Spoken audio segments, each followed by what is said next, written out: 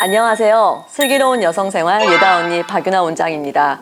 오늘은 온 가족의 건강을 위한 시간, 연세거평의원 박광일 원장님과 평소 자기관리 철저하기로 소문난 제 지인 정보나님과 함께 지난 시간에 이어 유전자 검사에 대해서 이야기 나눠보겠습니다.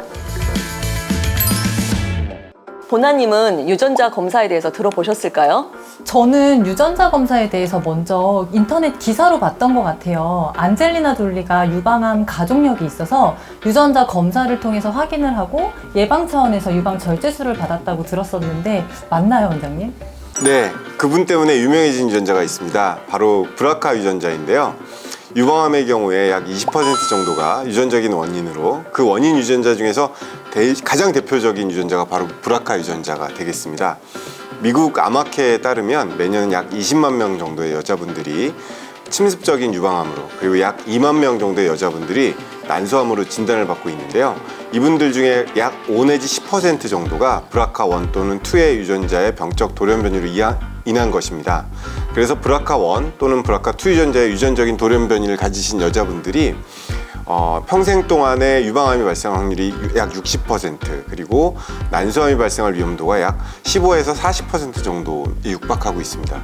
그렇기 때문에 브라카 유전자의 돌연변이를 확인하기 위해서 세포의 DNA를 혈액을 통해서 채취를 해서 검사하고 있습니다. 산부인과에서도 착상 전 유전자 검사라는 걸 하기도 합니다. 부부 중 한 분이 유전자 이상의 보인자이시거나 혹은 유전 질환의 가계도가 있는 경우 수정란의 유전자 이상을 미리 확인하는 검사입니다. 네, 저와 같은 일반 분들은 친자 확인을 위해서 유전자 검사를 하는 것만 알았는데 저도 전공의 시절에 내과에서 유전자 검사에 대한 연구나 키트 개발에 대한 연수 강좌 때 들은 것 같아요. 그새 많은 발전이 있었을 것 같은데 원장님, 저 매우 궁금한데 알려주실 수 있으실까요? 네, 과거에는 PCR이라고 하는, 우리나라 말로는 중화표소 연쇄 반응이라는 기법으로 유전자의 어떤 특정한 부분들만 검사하는 방법들이 있었는데, 그런 것들이 이제 실시간 중화표소 연쇄 반응, 요새 코로나로 아주 유명해졌는데, 이런 검사들을 하다가 최근 들어서는 암 진단을 하기 위해서는 NGS, 넥스트 제너레이션 시퀀싱이라고 하는 기법으로 검사들을 많이 진행을 하고 있습니다. 그럼 유전자 검사는 어떻게 하는 건가요? 먼저 유전자가 있는 검체를 채취하는 게 제일 중요하고요. 가장 대표적인 건 이제 혈액이 되겠죠. 그렇게 모은 유전자를 통해서 저희가 원하는 유전자 부위를 증폭해서 그렇게 보는 게 되겠습니다. 그렇게 해서 그 유전자의 염기설 배열이 어떻게 되는지를 확인해서 검사를 하는 거라고 보시면 되겠고요.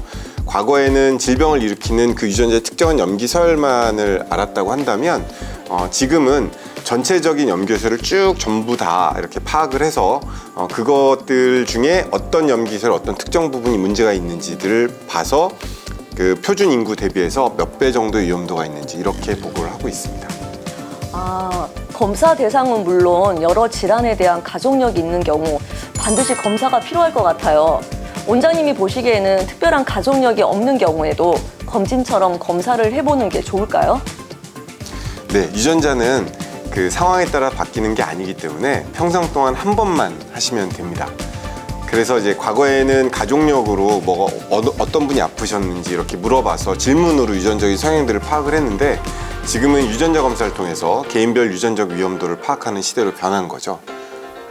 원장님, 유전자 검사를 하면 어떤 질환에 대한 유전 정보를 좀 알 수 있나요? 이렇게 모든 질환을 다 알 수는 없을 것 같아서.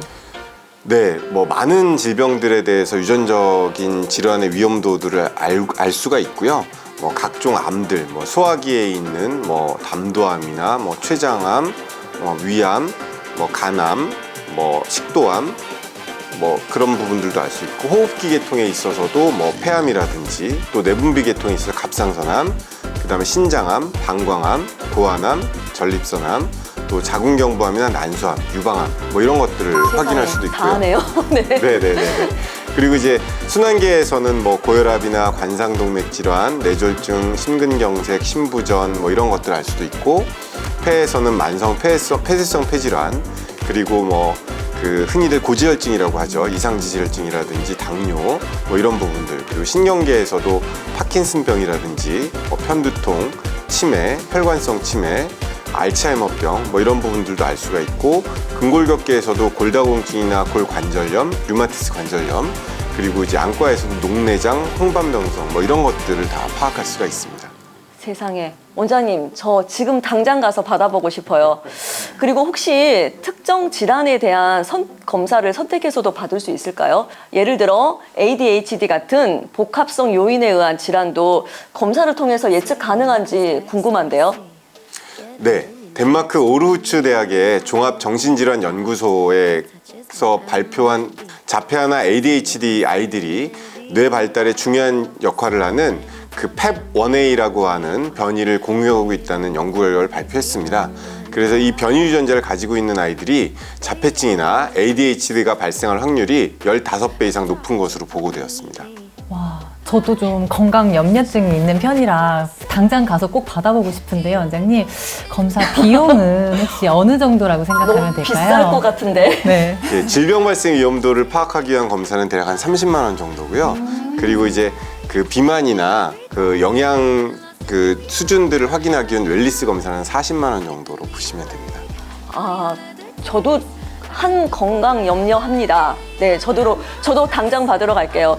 근데 그 결과지 받을 때 굉장히 떨릴 것 같아요. 꼭 성적표 받는 것처럼.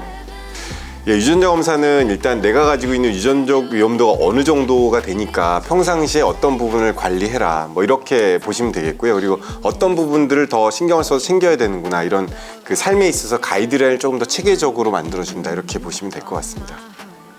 네, 오늘은 유전자 검사에 대해 자세히 알아보는 귀한 시간이었습니다. 건강을 위해 정기검진은 기본으로 챙겨야 할 검사이고 더불어 특정 질환에 대한 가족력이 있는 경우 한 번쯤 유전자 검사를 해보는 것도 추천드립니다. 혹시라도 오늘 처음 유전자 검사에 대해서 들어보셨다, 궁금하다 하시면 댓글로 남겨주세요. 성의껏 답변해 드리도록 하겠습니다. 그리고 구독, 좋아요도 함께 부탁드릴게요. 감사합니다.